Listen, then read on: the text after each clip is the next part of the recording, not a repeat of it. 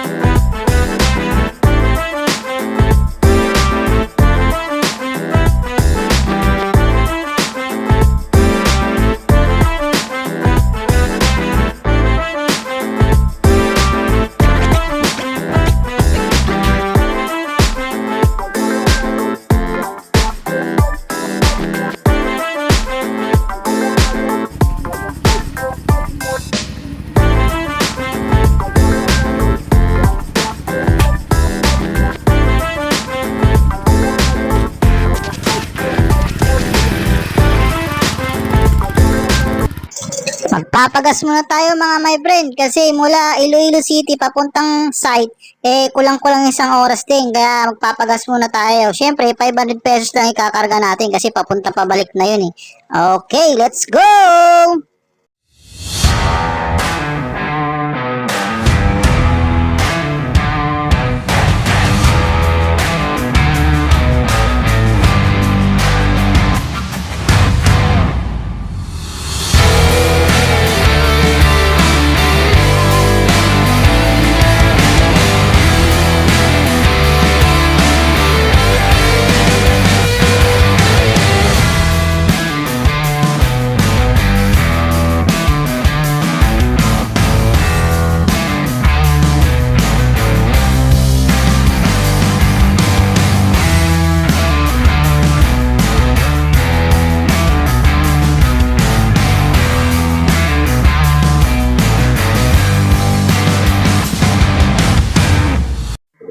At nandito na nga tayo, nakarating na tayo sa training site ng Compass Training Center. So magpa-park muna tayo sa loob. Kailangan dito maaga kayo kasi pag hindi kayo maaga, mauubos na kayo ng park sa loob. At no choice kayo, doon kayo sa labas magpa-park. Pero yung mga motor, madami sa loob. Pero pag sasakyan, konti lang makakapasok. Kaya, halika, samahan niyo muna ako mga my friend at mag-almusal muna ako.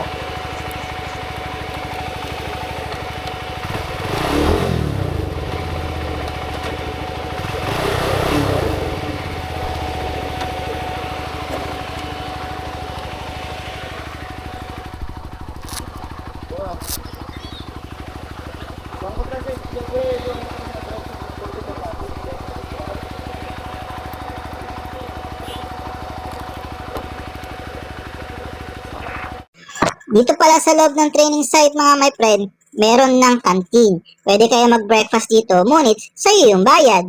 Tsaka free lunch ang provided nila dito mga my friend, kaya huwag kayong mag-alala. Tapos meron din silang tubig dito na naka-dispenser, kaya wala rin kayong problemahin pagdating sa tubig. Kung gugutumin man kayo, lahat dito meron dito sa canteen. Kasi yung lugar kasi dito sa site na to, medyo malayo at tsaka wala kang gana mabilhan. Ganon din kapag sasakay ka, kaya antayin mo talaga yung service o kaya mag-provide ka na lang ng sarili mong service. Kaya kakain mo na ako.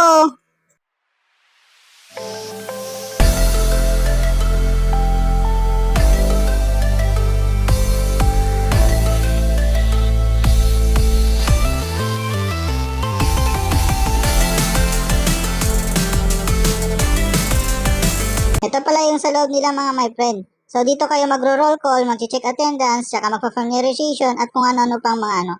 Ito rin ang kanilang swimming pool. So may mga iba pang parte rito ng training site na hindi ko pwedeng kuha ng video kasi nasita po ako. Kasi bawal po daw kumuha ng video. So sa ngayon po, ito muna ang vlog ko. Kaya maraming salamat po. Bye-bye!